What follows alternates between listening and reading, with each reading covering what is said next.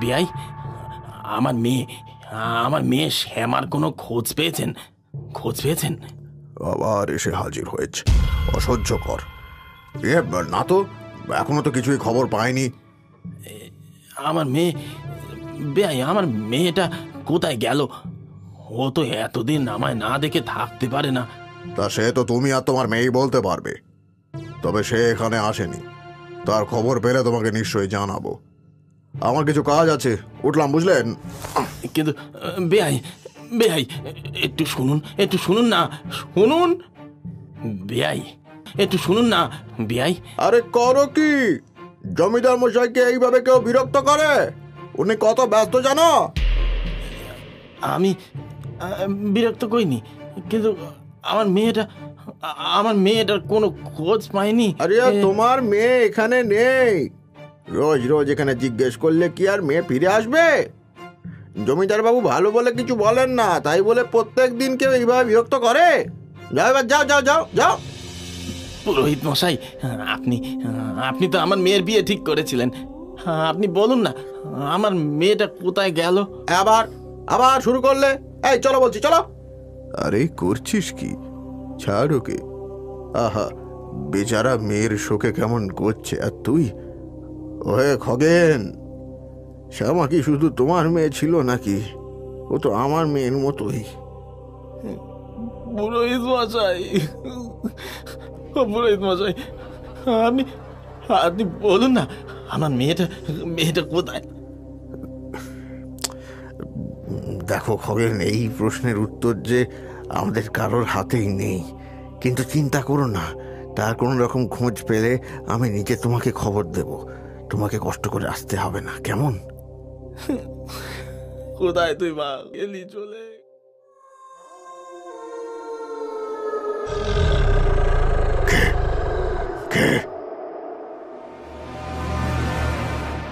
জমিদার বাবু, আপনার ছেলের মাঙ্গলিক দোষ তো না হয় কাটলো, কিন্তু এই খ্যাপাটা তো দেখছি আমাদের পিছু ছাড়বে না। তা কি করা যায় বলুন তো? কে? ওই শ্যামার বাবার কথা বলছো? ওর আবার কি করব? ওকে নিয়ে ভাববার মতন ফালতু সময় আমার কাছে নেই। হ্যাঁ, এই খেয়াটা বারবার আস্তে আস্তে একদিন নিজেই ক্লান্ত হয়ে আসা ছেড়ে দেবে। না না না না না, ওটাই তো সমস্যা। ওই খ্যাপাটা বারবার আসছে বলেই তো লোকজনের মনে শ্যামার কথাটা ফিরে ফিরে আসছে। হাজার হোক, সে তো জমিদার বাড়ির বউ। কথাটা তুমি ভুল বলনি, কিন্তু ওই পাগলটার কথার কি কোনো মূল্য আছে নাকি? আমার তো মনে হয় না ওর জন্য আমাদের কোনো সমস্যা হতে পারে বলে। আজ হচ্ছে না, কিন্তু কালকেও যে হবে না তার কোনো নিশ্চয়তা রয়েছে কি জমিদার মশাই? আমি তো বলি, আপনি আমাদের আদেশ দিন, ওই পাগলাটার একটা ব্যবস্থা করি। দেখো, এসবের জন্য আমার আদেশের কোনো প্রয়োজন নেই পুরোহিত। যেটা মনে হয় করো, আমার আপত্তি নেই। রাতিয়াল, তবে আর দেরি করে লাভ নেই। শুভস্র শীঘ্রম। কাল অমাবস্যার রাতের অন্ধকারই কাজটা সেরে ফেলতে হবে। নগদ পুরস্কার জিতুন। আগে আমি ভেতরে গিয়ে কাজ শেষ করব, তারপর তোমাকে ডাকলে এসে লাশটাকে অন্য কোথাও নিয়ে যাবে। বেশ, ঠিক আছে কর্তা। রাত তখন প্রায় 1টা। গ্রামের শেষ প্রান্তের জরাজীর্ণ কুঁড়ে ঘরটার মধ্যে টিম টিম করে একটা প্রদীপ জ্বলছে, আর সেই আলোতে বসেই খগেন কি সব যেন বিড়বিড় করছে, আর হাত দুটোকে মুখের মধ্যে বুলিয়ে নিচ্ছে। শ্যামা, কোথায় গেলি মা? তোর এই বুড়ো বাপটার কথা একবারও মনে পড়ে না? আমায় তো নিয়ে যেতে পারতিস মা। খগেন, এই খগেন। কথা আপনি আমার শ্যামার খোঁজ পেয়েছেন? খোঁজ পেয়েছেন তাই না? ওই জন্য তো এখানে এসছেন, বলুন। হ্যাঁ খগেন, তোমার মেয়ের খবর পেয়েছি। সেও তোমাকে দেখার জন্য ব্যাকুল হয়ে গেছে, তাই ভাবলাম তোমাকে একবার তার কাছে নিয়েই যাই। নিয়ে যাবেন?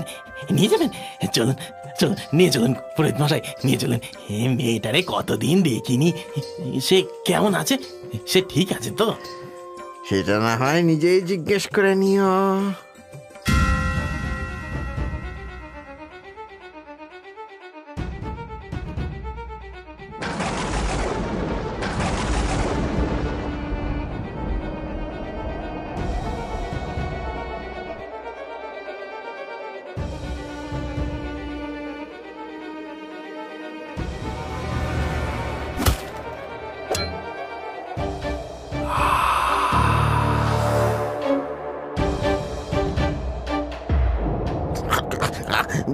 বাঁচাও, বাঁচাও।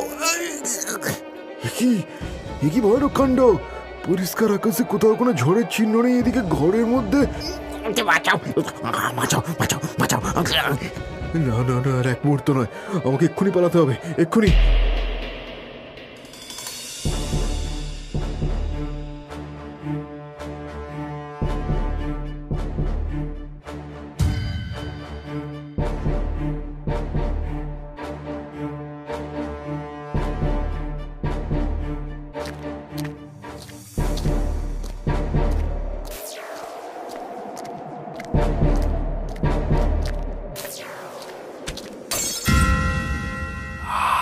কে কে কে? ঘরে। বিজয়, আমি রে। কি হয়েছে, এত ঘাবড়ে আছিস কেন? ও প্রতাপ, আমি আমি আসলে, আরে ও কিছু না, তোকে দেখে যে কি স্বস্তি লাগছে। ওই বাড়ি। বাবা, এমন কি হলো যে তুই এইভাবে বলছিস? বরং আমি তো ভেবেছিলাম তুই বুঝি মহেন্দ্র আর নীলার বিয়ের বিষয়ে কথা বলার জন্য আমায় ডেকেছিস। আরে সেসব তো ঠিক আছে প্রতাপ, কিন্তু গত পরশু যা ঘটনা ঘটেছে আমার কিন্তু সেটা মোটেই স্বাভাবিক বলে মনে হচ্ছে না। কেন, কি হয়েছে? আরে আমাদের পুরোহিত মশাই গত পরশু মারা গেছে। যদিও মারা গেছে বললে ভুল হবে, বলা উচিত ওকে নৃশংসভাবে হত্যা করা হয়েছে। হত্যা করা হয়েছে? কিন্তু কে করেছে? আমি যে কিছুই বুঝতে পারছি না, দয়া করে স্পষ্ট করে বলবি। বেশ কিছুদিন ধরেই শ্যামার বাবা তার মেয়ের খোঁজে বারবার আমাদের এখানে আসছিল।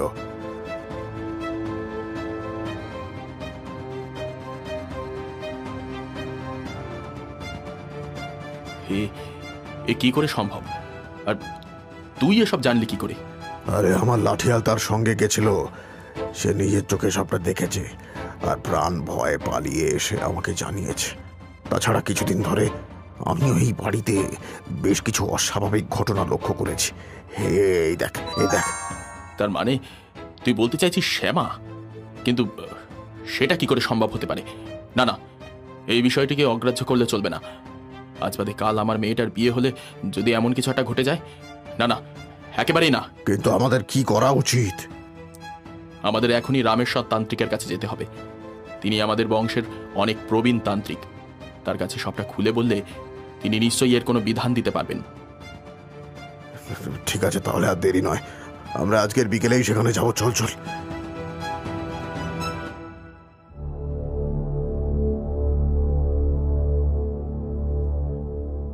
প্রণাম বাবা, এক অদ্ভুত সমস্যায় পড়ে আপনার কাছে এসেছি। সমস্যায় না পড়লে কেউ যে আমার কাছেই আসে না, সেটা যে আমি জানি। প্রণাম বাবা, আমি লক্ষণপুরের জমিদার বিজয় সিংহ। আমি প্রতাপের কাছের বন্ধু।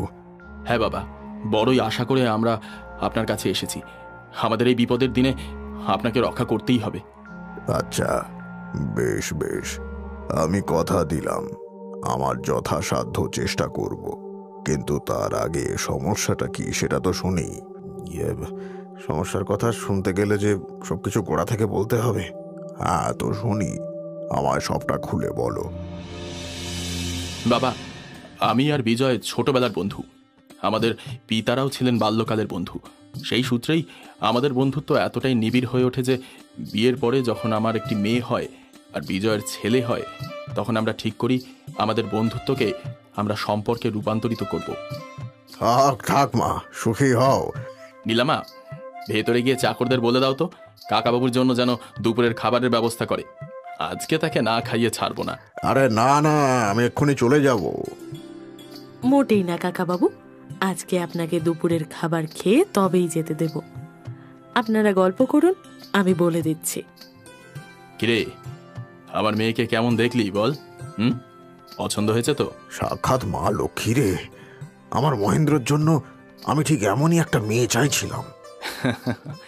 তবে দেখ, আমিও তোর হাতে মেয়েটাকে তুলে দিয়ে নিশ্চিন্ত হতে পারবো। মহেন্দ্রর মতো ছেলে পাওয়া সত্যিই দুষ্কর। তাহলে আর শুভ কাজে দেরি করে কি লাভ? আমি বরং আগামীকাল আমার পুরোহিতকে দুজনে কুষ্টি দেখাই, সেই যা বলার বলবে। পরদিন বিজয়ের বাড়িতেই আমরা নীলা আর মহেন্দ্রর কুষ্ঠি পুরোহিতকে দেখাতেই, এই বিয়ে অসম্ভব জমিদার বাবু, এই বিয়ে হলে যে অনর্থ হবে। তার মানে কি বলছো কি পুরোহিত, কি হয়েছে? জমিদার বাবু, ছোট বাবুর কুষ্টিতে মাঙ্গলিক যোগ রয়েছে, অর্থাৎ অর্থাৎ বিয়ের 1 মাসের মধ্যেই তার প্রথম স্ত্রীর মৃত্যু অবধারিত। কি এ কি বলছো তুমি? মহেন্দ্র মাঙ্গলিক? বিজয়, তুই তো আমাকে কখনো এই কথা বলিসনি। আরে বিশ্বাস কর, আমি নিজেও এখন জানতে পেরেছি। এত বছরে কখনো এই নিয়ে ভাবার প্রয়োজনই পড়েনি। হায় হায় হায় হায়, এবার কি হবে? কি আবার হবে? এই বিয়ে হবে না আবার কি? আমি জেনে শুনে নিজের মেয়েকে তো আর মৃত্যুর মুখে ফেলে দিতে পারি না। কিন্তু প্রতাপ, এ যে আমাদের বহুদিনের স্বপ্ন, আর তাছাড়া আমি তো নীলাকে নিজের পুত্রবধূ হিসেবে মেনে নিয়েছি। এতে আমি কি করব বিজয়? তাছাড়া তুই কি নিজে জেনে বুঝে নিজের মেয়ের বিয়ে এমন একটা ছেলের সাথে দিতে পারতিস যার সাথে বিয়ের পরেই? না না না না না না, কখনোই না। নীলা আমার প্রাণ। কিন্তু কিন্তু এইসব তো মিথ্যেও হতে পারে প্রতাপ। কেবল একটা সম্ভাবনার উপরে ভিত্তি করে তুই এই সম্পর্ক ভেঙে দিবি? হ্যাঁ দেব, কারণ এই সম্ভাবনা সত্যি হলে আমি বাঁচতে পারবো না বিজয়, কখনো না। দেখুন, আপনারা শান্ত হন। ছোটবাবুর মাঙ্গলিক দোষ রয়েছে, তার প্রথম স্ত্রীর মৃত্যু অবধারিত, কিন্তু তার মানে তো এই নয় যে তার প্রথম স্ত্রী কুমারী নীলাই হবে। তার মানে কি আবল তাবল বকছো কি পুরোহিত? একটু ভেবে দেখুন জমিদার বাবু, আমি যেই উপায়ের কথা বলবো এতে সাপও মরবে আর লাঠিও ভাঙবে না। কি উপায় বলো শুনি।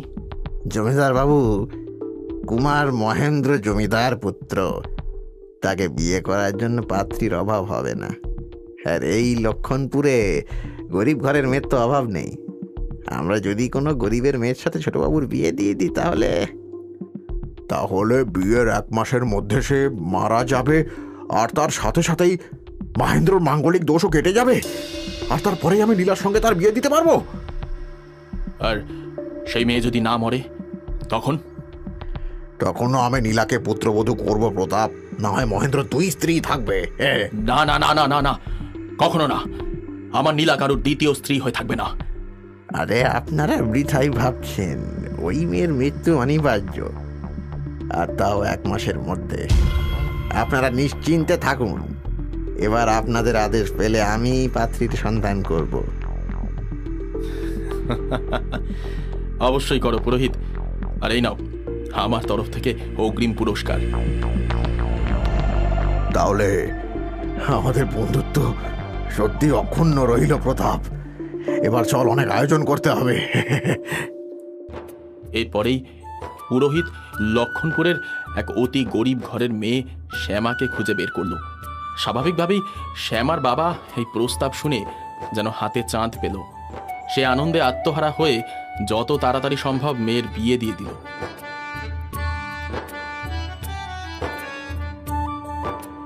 আমরা দুজন মুচকি হাসলাম। বাবা, আপনার জন্য চা এনেছি। চাকররা বলল আপনি চায়ে 2 চামচ চিনি খান। আমি বলেছি তোমাকে চা বানাতে, শুধু শুধু আগ বাড়িয়ে আমাকে খুশি করতে চাইছো তুমি?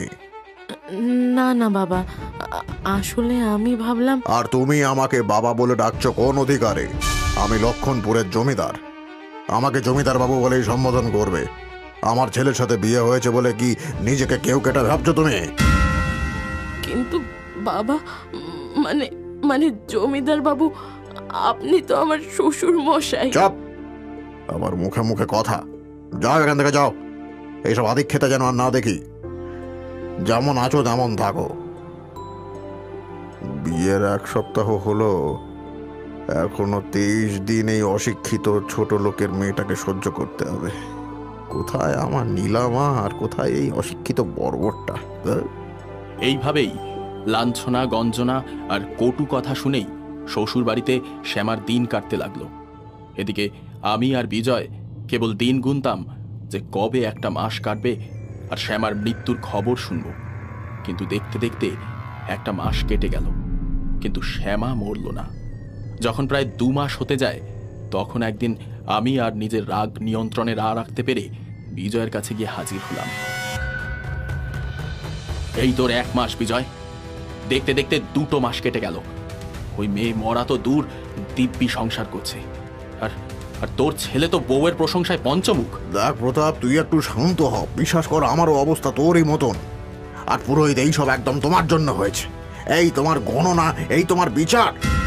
জমিদার বাবু, বিশ্বাস করুন, আমার গণনা একটুও ভুল ছিল না। বিয়ের 1 মাসের মধ্যেই এই মেয়ের মৃত্যু হওয়ার কথা, কিন্তু আর কিছুদিনের মধ্যেই সে মহেন্দ্র সন্তানের জন্ম দেবে। আর আমার মেয়েটা, আরে আরে তোর ছেলের সাথে বিয়ের আশায় আমি মেয়েটাকে আইবুড়ো করে বসিয়ে রেখেছি রে। এখন তো দেখছি মস্ত বড় ভুল করেছি। প্রতাপ, তুই এতটা উতলা হোস না। ওই ছোট লোকের মেয়েটাকে আমি কোনোদিনই নিজের পুত্রবধূ বলে মানিনি, আর না মানবো কোনোদিন। এই বাড়ির যোগ্য বৌমা কেউ যদি হয়, তবে সেটা নীলা। আরে সেটা তো মুখে বললেই হয় না বিজয়। আমরা সমাজে বাস করি, আর সকলের চোখে এই লক্ষণপুরের জমিদারের পুত্রবধূ ওই অশিক্ষিত ছোট লোক মেয়ে শ্যামা। ও থাকতে আমার মেয়ে কখনোই তার যোগ্য স্থান পাবে না। আর যদি ওই মেয়েটা না থাকে, তাহলে না থাকে মানে? পুরোহিত, কি বলছো? পরিষ্কার করে বলবে কি? এই বিয়ে যখন আমার কথাতে হয়েছে, তখন এই সমস্যার সমাধান আমিই করব। শ্যামাকে মেরে ফেলতে হবে জমিদার বাবু, মেরে ফেলতে হবে। কিন্তু কোনো কিন্তু নয় বিজয়। পুরোহিত তো ঠিকই বলছে। ওই মেয়ের মৃত্যু অবধারিত। আজ নয় কাল ওকে মরতেই হতো। ও মরলে তবে তো আমার মেয়েটা সংসার করতে পারবে। আর তাছাড়া এর ফলে আমার ছেলেটারও মাঙ্গলিক দোষ কেটে যাবে। আর ওর বাঁচা মরাতে কাল কি বা আসে যায়? এক গরিব বাপের মেয়ে কেউ খোঁজ খবর করবে না। হ্যাঁ জমিদার বাবু, তাহলে আমি যেমনটা বলছি আপনি তেমনটাই করবেন। নিশ্চিন্ত থাকুন, এইবার আর কোনো ভুল হবে না।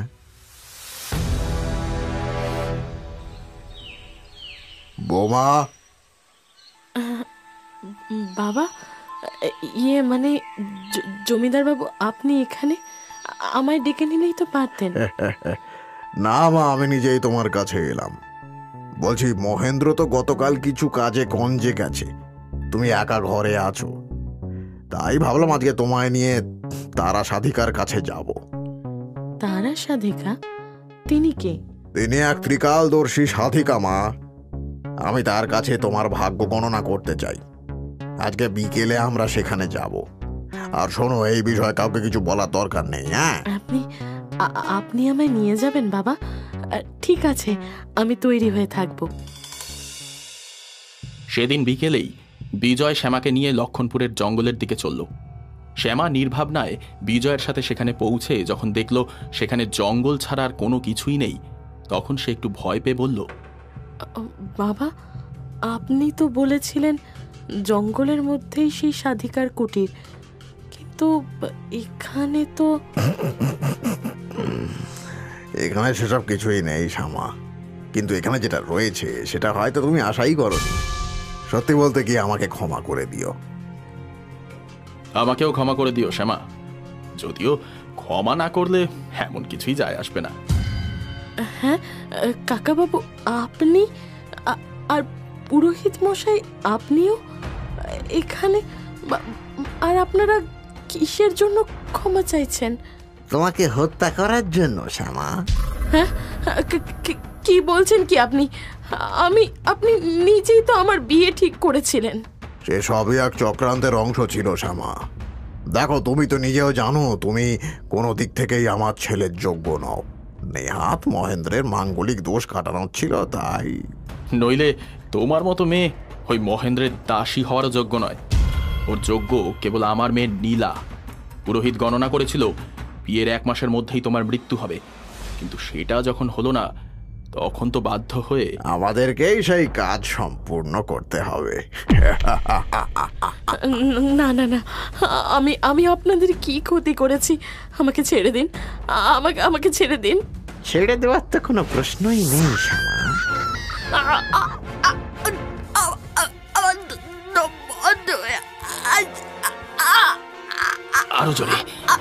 আরো জোরে টেনে ধরো। আমার মেয়ের জায়গা নিবি তুই? বিজয়, বিজয়, তুই পাটা চেপে ধর। পুরোহিত, দড়িটা কষে ধরো, যেন বাঁচতে না পারে।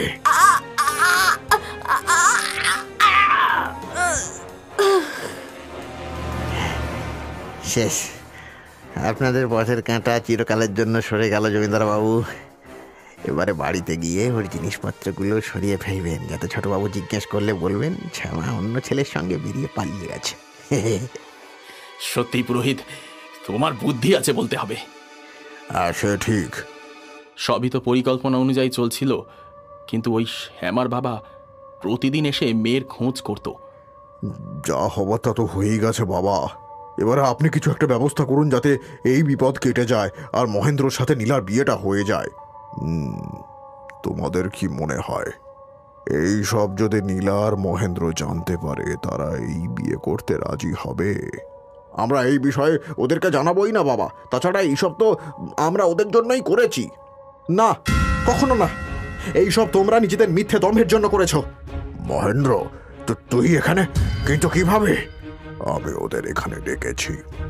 যেই শ্যামাকে তোমরা নৃশংসভাবে হত্যা করেছো সে আমার ভাইজি ছিল। হ্যাঁ, ভাইজি। মৃত্যুর পর থেকে প্রতিনিয়ত সে আমার কাছে ছুটে এসেছে বিচারের আশায়, মুক্তির আশায়। কি? এটা আপনি কি বলছেন বাবা? শ্যামা? শ্যামা আমায় সবটা জানিয়েছিল, আর আমি জানিয়েছিলাম মহেন্দ্র নীলাকে, কিন্তু তারা বিশ্বাস করেনি। আর যখন ওই ভণ্ড পুরোহিত খগেনকে মারতে গেছিল তখন শ্যামাই তার বাবার প্রাণ বাঁচিয়েছিল। আমি জানতাম জমিদার তুমি আমার কাছে ছুটে আসবে এই বিপদ থেকে উদ্ধার পেতে, তাই আমি নীলা আর মহেন্দ্রকে আগেই ডেকে পাঠিয়েছিলাম। তুমি আমার বিয়ের জন্য একটা নিরপরাধ মেয়ের প্রাণ কেড়ে নিলে বাবা।